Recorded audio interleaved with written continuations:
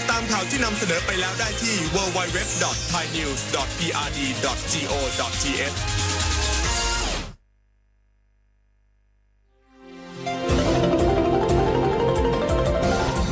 วิทยุแห่งประเทศไทยให้ความรู้คู่ความสุข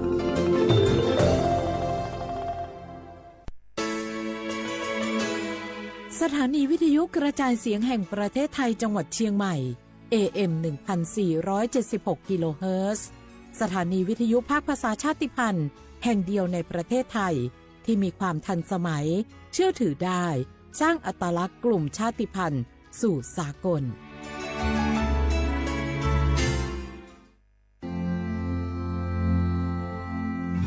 รากฐานสังคมไทยตั้งแต่อดีตจนถึงปัจจุบัน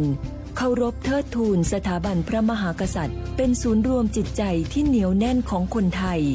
ในเวลาที่เกิดวิกฤตทางการเมืองพระบารมีของพระเจ้าอยู่หัวก็ทำให้เกิดความสงบและช่วงที่เกิดวิกฤตเศรษฐกิจปรัชญาเศรษฐกิจพอเพียงของพระเจ้าอยู่หัวรัชกาลที่ 9 พระราชทานให้กับคนไทยก็ทำให้ผู้ที่น้อมนำมาปฏิบัติมีภูมิคุ้มกันและไม่เกิดความเสียหายพระปฐมบรมราชโองการของพระเจ้าอยู่หัวรัชกาลที่ 10เราจะสืบสานรักษาและต่อยอดและครองแผ่นดินโดยธรรมเพื่อประโยชน์สุขแห่งอาณาราษฎรตลอดไปพระมหากษัตริย์ไทยทุกพระองค์ทรงห่วงใยราษฎร์เสมอสถาบันพระมหากษัตริย์ไทยศูนย์รวมใจไทยทั้งชาติ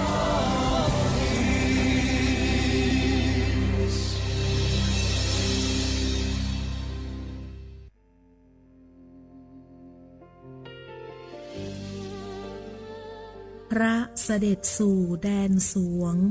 ไทยทั้งปวงน้อมสำนึกในพระมหากรุณาธิคุณตราบนิรันดร์ข้าพระพุทธเจ้าข้าราชการและเจ้าหน้าที่สถานีวิทยุกระจายเสียงแห่งประเทศไทยจังหวัดเชียงใหม่กรมประชาสัมพันธ์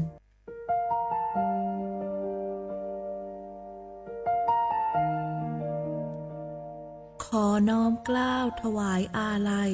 สมเด็จพระพันปีหลวงพระแม่แห่งแผ่นดินผู้ทรงเมตตาเหนือเกล้าขอพระองค์เสด็จสู่สวรรคาลัยข้าพระพุทธเจ้าข้าราชการและเจ้าหน้าที่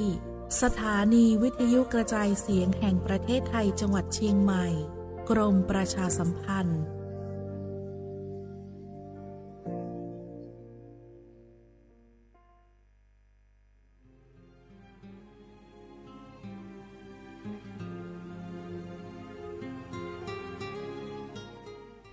This is a moment of profound grief for the Kingdom of Thailand.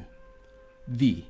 the collective voices of Radio Thailand Chiang Mai, join the Thai nation in mourning the passing of our beloved Queen Martha, Her Majesty Queen Sirikit. Her life was a testament to the unwavering service, grace, and deep love for the Thai people. Our humble condolences and thoughts are with His Majesty the King, the royal family, and all the Thai people during this deeply sorrowful time. We will remember her forever.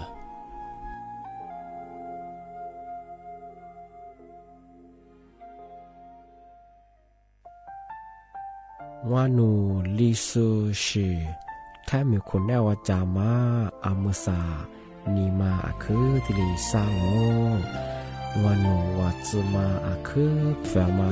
กูวัตถุวามาที่ลีชิควาลิปดูแท้มีคนแนวจามาวานูลิซูชิจาควาจับโวอามาคือตาโหเลที่ลีนีมาจาจานีมาที่ลีซาจางโง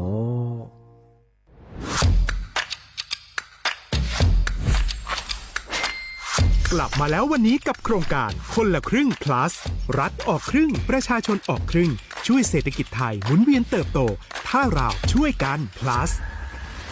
ต่อยอดให้เศรษฐกิจไทยเติบโตอย่างยั่งยืนด้วย5 plus plus ที่ 1 เพิ่มช่วงอายุผู้เข้าร่วมโครงการจาก18ปีเป็น16ปี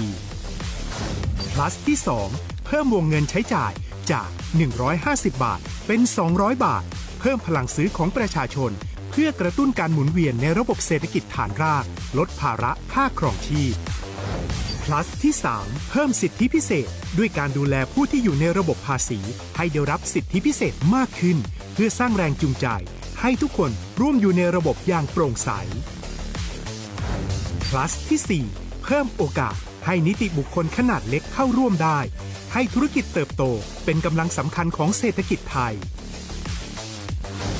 plus ที่ 5 เพิ่มทักษะใหม่เพื่อพัฒนาให้ร้านค้านำความรู้ใหม่ๆมาช่วยเพิ่มยอดขายลดต้นทุนเรียนรู้เติบโตและปรับตัวไปกับเทคโนโลยีใหม่เพื่อสร้างเศรษฐกิจที่แข็งแกร่ง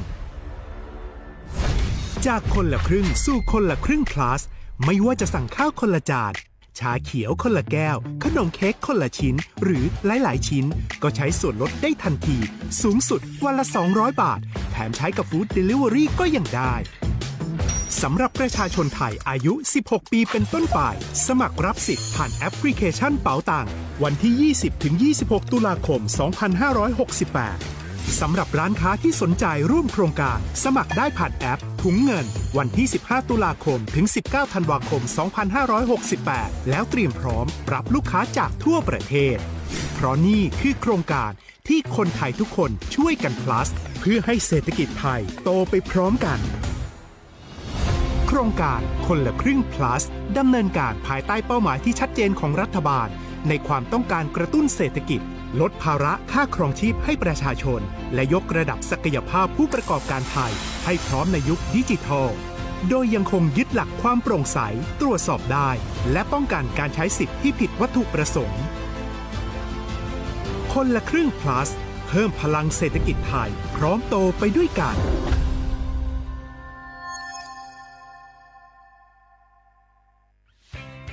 เส้นทางสายหมอกที่สวยที่สุดในเมืองแพร่กำลังรอทุกคนไปวิ่งด้วยกันครับทุกก้าวของคุณคือพลังของลมหายใจชวนเพื่อนชวนครอบครัวมาวิ่งฝ่าสายหมอกเพื่อโรงพยาบาลแพร่ในวันอาทิตย์ที่ 7 ธันวาคม 2568 บริเวณลานกิจกรรมหลังวัดพระธาตุช่อแฮมาร่วมกันส่งต่อพลังแห่งความดีเพราะทุกก้าวของคุณช่วยต่อชีวิตให้กับผู้ป่วยในโรงพยาบาลแพร่สมัครได้เลยวันนี้แล้วไปวิ่งด้วยกันในวันอาทิตย์ที่ 7 ธันวาคม 2568 พบกันบริเวณลานกิจกรรมหลังวัดพระธาตุช่อแฮนะครับ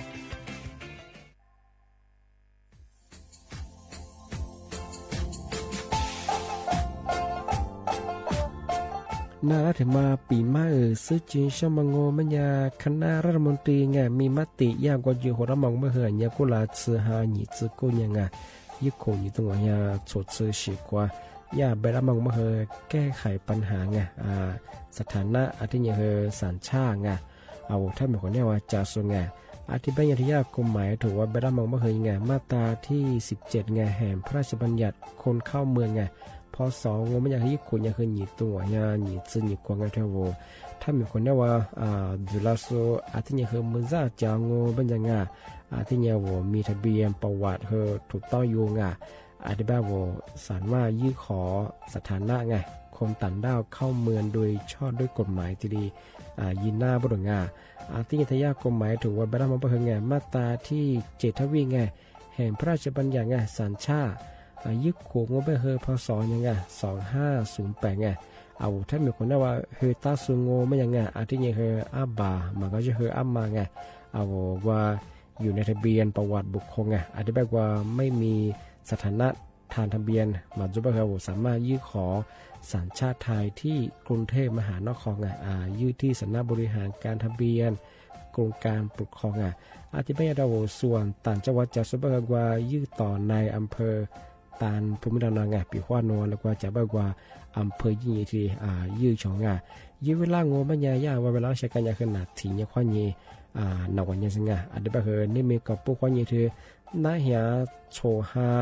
หนีซึกูยังไงยึดโขหนีตัวเหี้ยโชซึกูกอดเสือทีนี้ยื้อชองถึงมาปีมาซึ่งจีเจ้าว่าชอบได้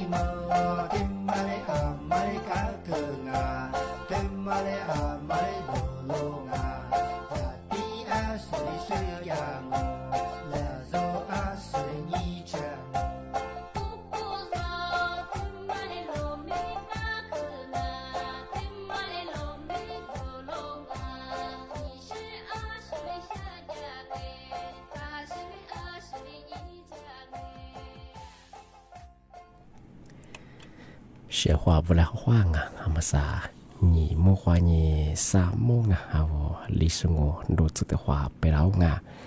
อาวุลิสุงปากกากุงไม่ทาจิ้นใหม่ไงสถานีวิทยุกระจายเสียงแห่งประเทศไทยจังหวัดเชียงใหม่ว่าด่าไงเอาถ้าวิทยุว่ามือจะมางงเป็นยังไงตัวจะมางงเป็นคือยีระบบยา AM ยีครึ่งความถี่ของเบอร์ไงที่ตัวลิยาชีชื่อโชว์คือกว่าโจยาตัวละไงที่ท้าระบบไลฟ์สดคือว่าไงฟิสบุยเพลงเบอร์สวทเชียงใหม่ AM 1476กิโลเฮิรตซ์ไงแน่ๆเบอร์ฉุมเมื่อวานนี้เจมั่วว่าคือติดหัวด้วยไงที่นี่คือที่หมู่แล้วก็คือ nhị mua khoa nhị sa mua thì nhưng mà hơi nhị khoa đó nên nè thì khoa thì một loại thì khoa ngà nà thì nhiều khoa nhị nà nhà sự thì để đồ giá ngà nên mấy thì nhiều ngô bên nhà ngà vô lý số bà ngô bên nhà hơi nên mấy thì nhiều mà hơi ngà cô hà sơ ly nhỉ nên mấy thì nhiều mà hơi thổ lại như nghe cả tài nhỉอีโคนิโตนิจังหวะโคอาทิบัญญาโวไทยบางบัญญาคือนี่ไม่ถึงมาสติหางสติหาสานี่ถึงยังไงนี่ไม่ถึงมาคือนาทียิงของวันจันทร์ที่3ไงเดือนพฤศจิกายนไงพศก็คือ2568ที่เขามางงานอาทิตย์นี้ไงนี่มีที่มุลวะคือไงเอาว่าเชื่อว่าไงทำมาปีมาซื้อจีนช่างบางโง่เป็นยังไงมาใส่ยาดีอีไงเตือนข่าวปลอมไงยึดข่าวยึดปอดออกมาจ้าปรุงไงเอาประชาชนได้เบนใช่ไหมไงมาใส่ยึดข่าวออกมาคือที่ได้เบนยังไงเอาประชาบุญยังคือไงมาคือยังคือเอาถึงเงิน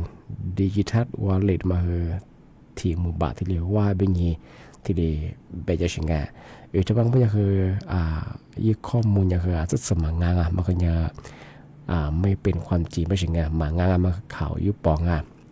อาทิตย์บ้างงบัญญัติกระทรวงดิจิทัลเพื่อเศรษฐกิจไงอาทิตย์นี้สังคมไงมันคือดีบ้างย่าตัวยิวเป็นยังไงย่ากูเงี้ยแต่เงี้ยก็คือตัวสองเงี้ยคือที่กุลาอะไรเงี้ยสนากุลามังไงเดี๋ยวประชาชนงานสุภาพบุรุษคือเนี่ยให้ความสนใจอย่างเงี้ยคือมาคืออันดับที่1จากอย่างเงี้ยเดี๋ยวดิจิทัลวันเลยมาผู้บัตรที่บอกว่าเป็นยังไงคือสิ่งที่กูบางอย่างคือไปปีไงที่รู้อย่างที่กูมาบางทีเรียกว่าเป็นอย่างคือเอาประชาบุรุษมีอย่างนี้บ้างไงมา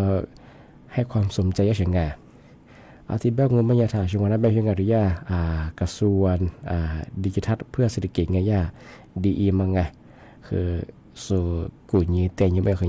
ยึดข่าวยึดปองไม่ใช่ง่ายทำไมคือยาเพราะเขาดูรัฐบาลวันนี้คือปากกามังงาไม่ใช่ง่ายบางทีคือนโยบายคือที่ชื่อคือมากว่าจุดท่ามาแบบเปิดมาจูไม่ใช่ง่ายก็อีโครงการมังงาอาทิตย์แบบมันยังคือยากระทรวงแบบยังคือไงเอาเชื่อเขาบอกไง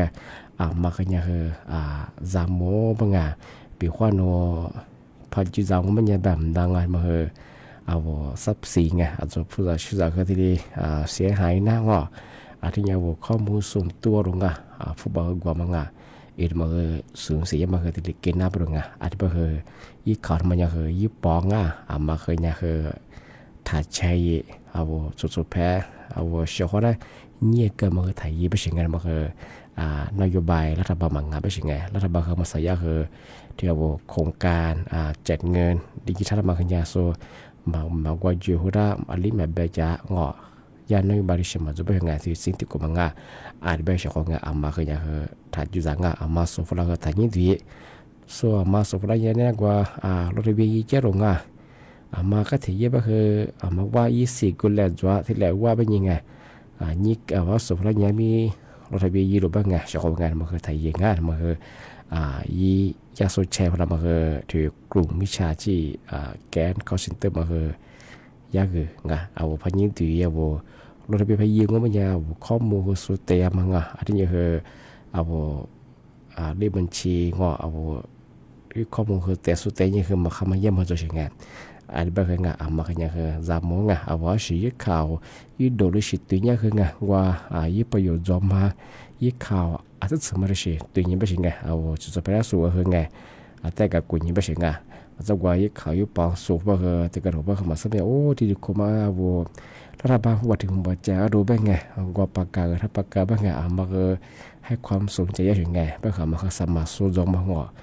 อีกมองเนี่ยจำมองง่ามันยากเด็กกระทรวงดิจิทัลไงเพื่อเศรษฐกิจดีบ้างยาสิทีแจ้งเตือนฝรั่งมาคืออย่างทะเลฐานยี่ไม่ใช่ไงสวชิสุฝรั่งไงยี่ลีสุฝรั่งไงมาคือข่าวยุปองมาคืออย่างสักสมังบริงานมาคือว่าช่วยกันมาทีปีมาคือทีแจ้งเตือนอย่าง อาทิตย์แบบงไม่ยาชของงานที่มาเป็นใช่ไหมคือปีขว้าโวมาลิชีสงสัยมาดูงอเอายี่ข้อมูลสอบถามเพิ่มเติมบางอาเชียหัวแจ้งบอกใส่มาดูงอยี่ข่าวยี่ปอไงเอาพาหมอไปยังคือหัวที่โทรแจ้งน่าสิไงยี่เบอร์โทรมันจะคือ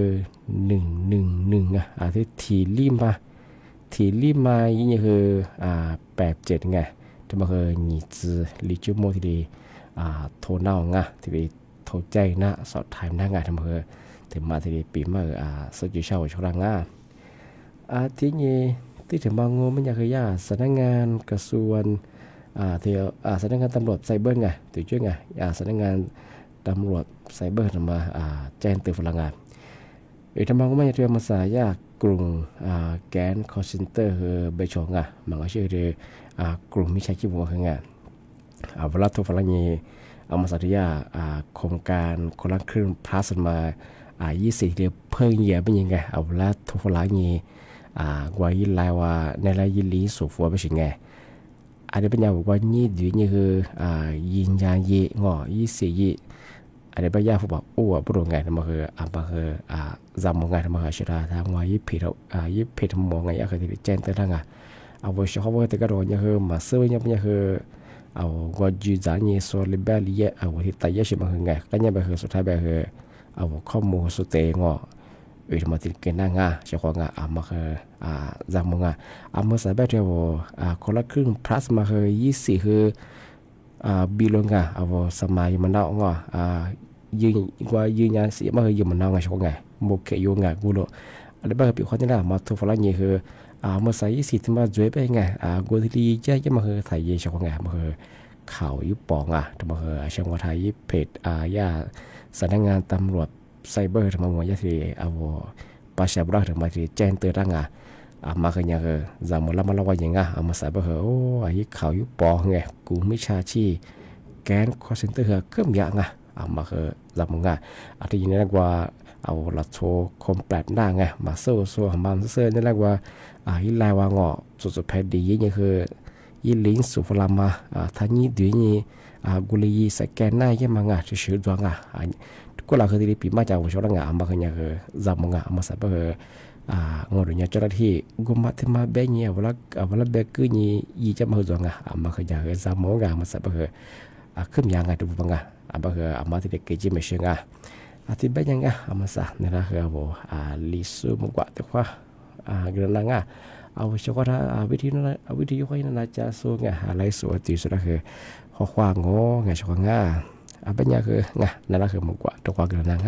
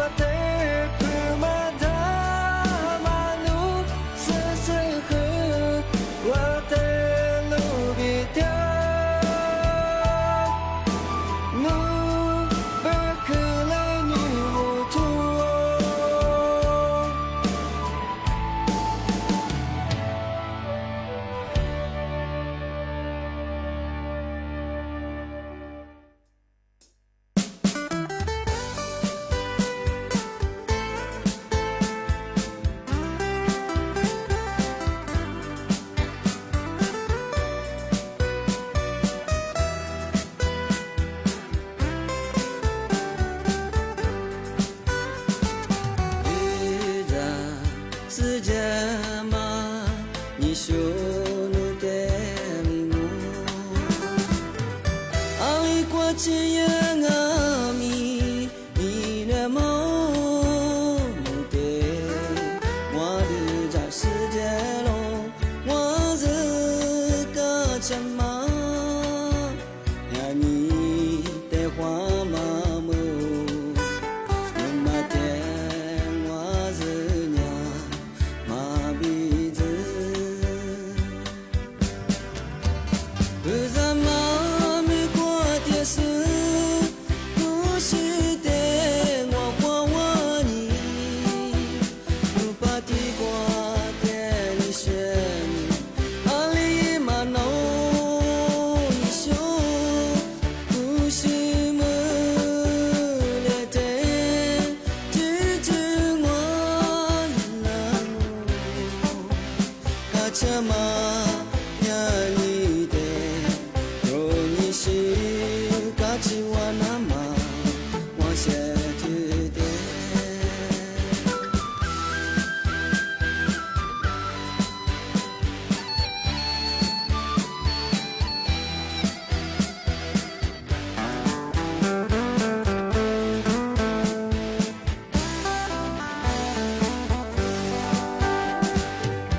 wa bi nu wa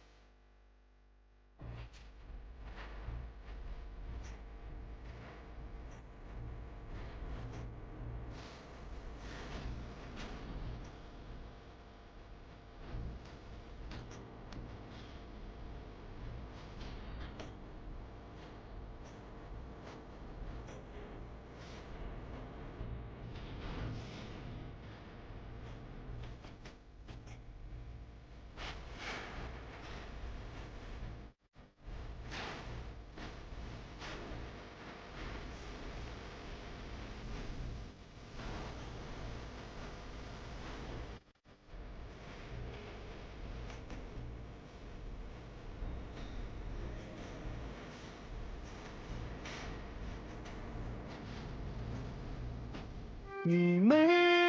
如那高丽湖杜鹃。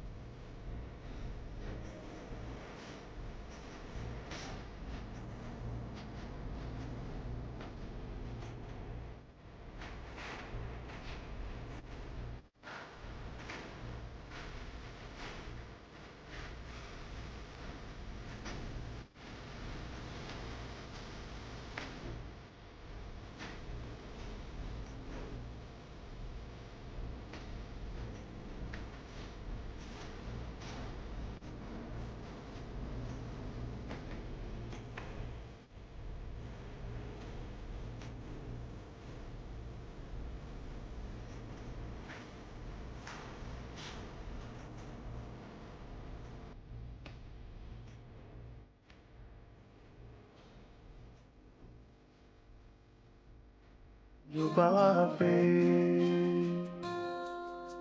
人没。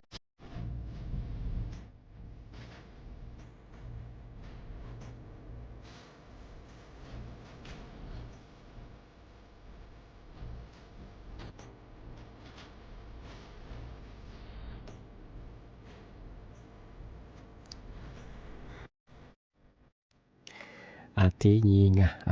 tí thì mà bị mà sự chính sangเมื่อสองก็ไม่ใช่ที่ว่าผู้ถือบัตรสวัสดิการแห่งรัฐงานที่ว่าบัตรคนจนจุดสุดยอดมาใส่คือเอาเขียวไปรับงานที่สติหาสี่หางที่บางก็ไม่ใช่ที่ว่ามาใส่รัฐบาลเขายังไงเอาบัตรสวัสดิการให้รายแต่สุดท้ายก็ว่าเพื่อยังมาคือเฮียวัดสบาบางอย่างมาคือสติหาเจสี่หางอันนี้เป็นว่ายี่บีบมันก็คือสายเหี่ยบางอันนี้ว่าทำมาสายยี่สิบกับมันก็บางอย่างมันกับมันไงอันบางทีมันคือเหี่ยวัดสบาคือเนี่ยคืออันบางทีมันคือที่โตที่เหี่ยวัดสบาที่เรียกหัวงานมันคืออันบางอย่างมาที่เรียกว่างานอันที่บางโง่ไม่ยังเอาเยอะบางโง่ไม่ยังงานมันคือยี่บางคือไม่จำกัดวงเงินนอนเลยข้าจะเยอะคือเนี่ยคือยี่สิบเนี่ยคือมาจำกัดไม่ใช่ไงนี่มาถึงบางโง่ไม่ยังปีขวานโนอยู่มากงมันยาอับติมมาว่าทีเลยว่าโทยยังไม่เคยทีเลยมายีไปใช่ไงยังมันห่างอาจจะว่าคืออับติมมาสุดแก่ว่าคืออยู่กูเนี่ยคืออยู่กูเลี้ยงว่าอยู่มันกูว่าคือเนี่ยอับติมมาคือทีเลยอยู่ต่อมันนับไปใช่ไงทำไมที่ยาที่แจ้ร่างที่เนี่ยที่เห็นมาว่าคือไงเอาที่บัตรสวัสดิการให้รับว่าไงเอายมไม่ยังว่าร้านค้าทงฟ้าว่าเลยหยุดหน้าปรงทำไมอย่างนี้ไม่ได้ก็ว่าเคยเอามาตัวสู้ตัวเชิงไงว่าเพราะว่าสุดเป็นยังไงอันนี้แบบที่ปีขวานโนใช้สิทธิ์ไงพยายามแบบว่าร้านค้าไงทงฟ้ายิ่งทีเลยอยู่ในเก่าแต่มาเคยถึงมาปีมาใช่ไงบางอย่างมาว่าแต่ที่สติหาเจสิ่งอย่างอันนี้แบบมาสัญญาที่ว่าพูดถึงบัตรสวัสดิการว่าไงยี่สิบวันสูงเป็นยังคือแต่สุดเป็นยังคือหลักสูงเป็นยังคือที่ศึกษา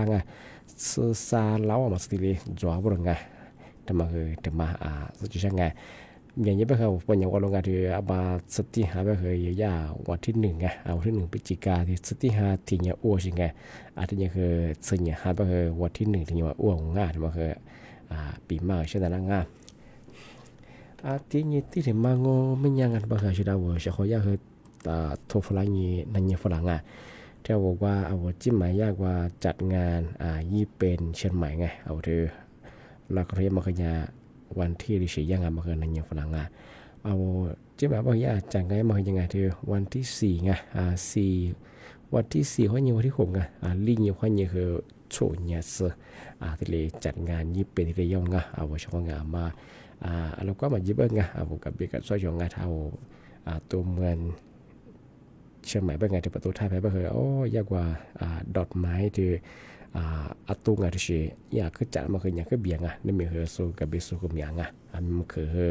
สักคนบ่เคยยากตู้ฝอยอย่างไงบ่เคยก็จะเบียงแต่มาคือถึงมาใจช่างแต่ว่าที่ลีนี่พ่อยีส่วนเยอะซึ่งมาอยากอาจจะจัดงานยี่เป็นที่ย่องที่มาคือจังหวัดเชียงใหม่งานมาคือประเพณียี่เป็นงาน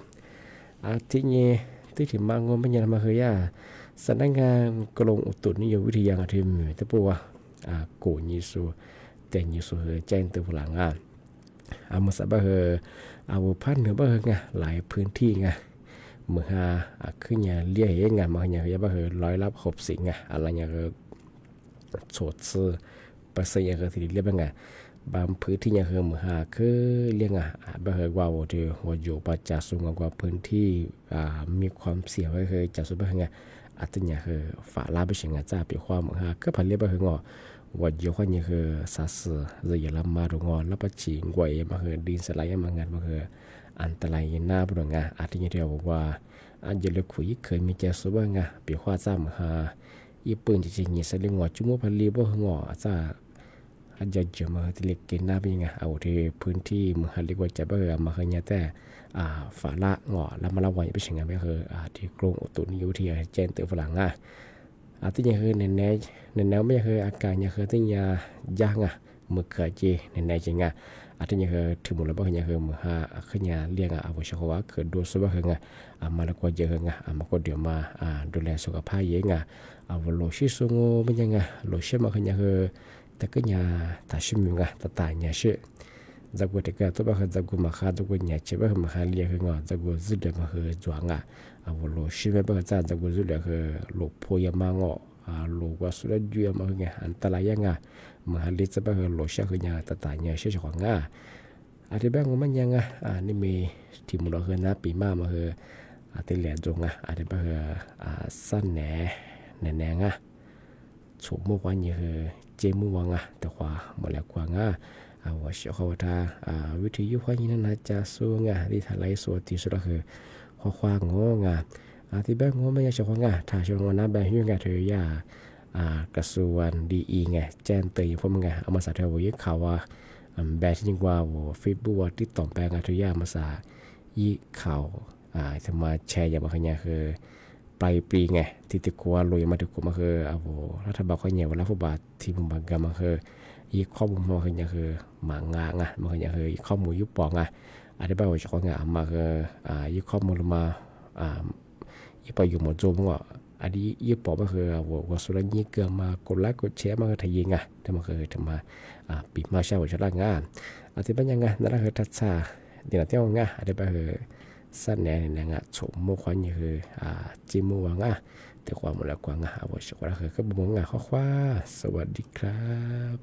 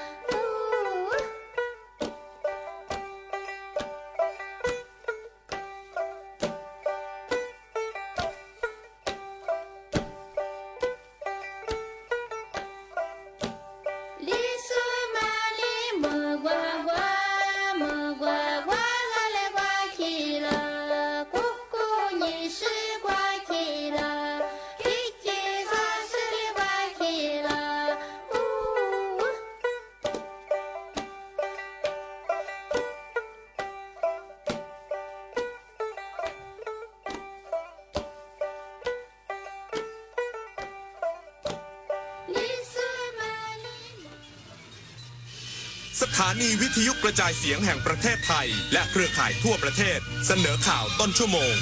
รู้เร็ว รู้จริง เกาะติดทุกสถานการณ์